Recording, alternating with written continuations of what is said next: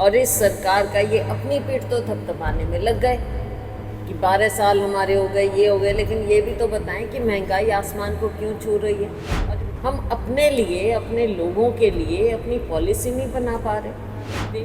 तेल कहाँ से आए हम ये नहीं फैसला कर पा रहे। ये भी अमेरिका डिक्टेट करेगा कि आप रूस से कब तक ले सकते हो, रूस से आप कब तक नहीं ले सकते हो। तो हम अपने लोगों का तो सोच नहीं रहे। हम तो अमेरिका के बारे में जो अमेरिका कहेगा हमने तो वो करना है। तो ये मतलब ये कौन सी गुलामी है हमारी।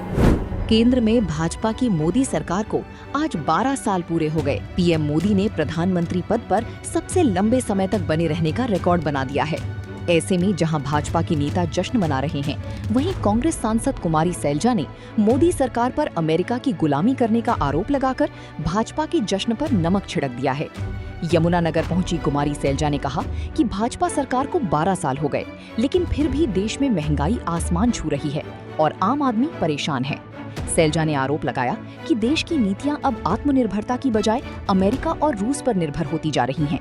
उन्होंने कहा कि भारत को तेल किस देश से लेना है, देश हित की नीतियां कैसे बनानी है, इसका फैसला अमेरिका ले रहा है। इसलिए मोदी सरकार बताए ये कैसी गुलामी है।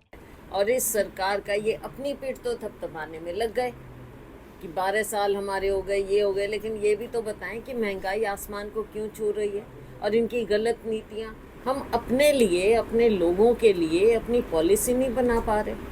तेल कहाँ से आए हम ये नहीं फैसला कर पा रहे। ये भी अमेरिका डिक्टेट करेगा कि आप रूस से कब तक ले सकते हो, रूस से आप कब तक नहीं ले सकते हो। तो हम अपने लोगों का तो सोच नहीं रहे। हम तो अमेरिका के बारे में जो अमेरिका कहेगा हमने तो वो करना है। तो ये मतलब ये कौन सी गुलामी है हमारी। हम आज़ाद देश हैं, अपने लोगों का सोचें।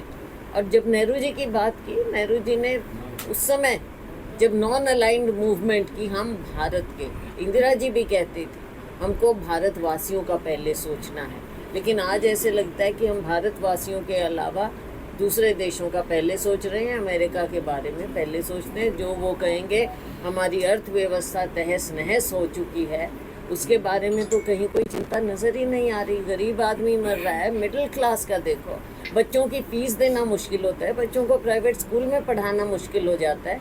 हर रोज़ बच्चों का जैसे उनके खर्चे बता दिए जाते हैं।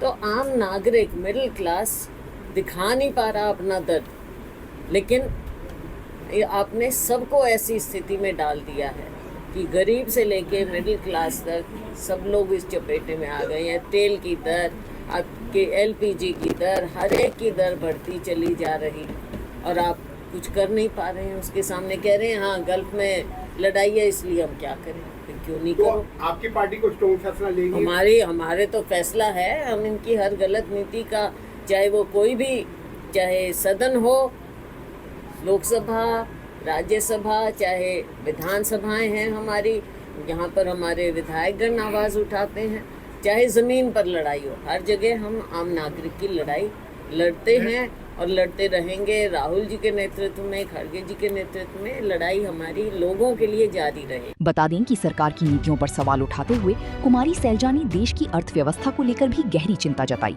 उन्होंने कहा कि देश की अर्थव्यवस्था बुरी तरह से प्रभावित हो चुकी है, लेकिन सरकार का ध्यान जनता की समस्याओं पर नहीं है। आखिर में सैलजा ने कहा कि कांग्रेस पार्टी भाजपा की गलत नीतियों का विरोध करती रहेगी और सड़क से लेकर संसद तक जनता की आवाज बुलंद करती रहेगी। यमुनानगर से परवेज खान, पंजाब केसरी टीवी।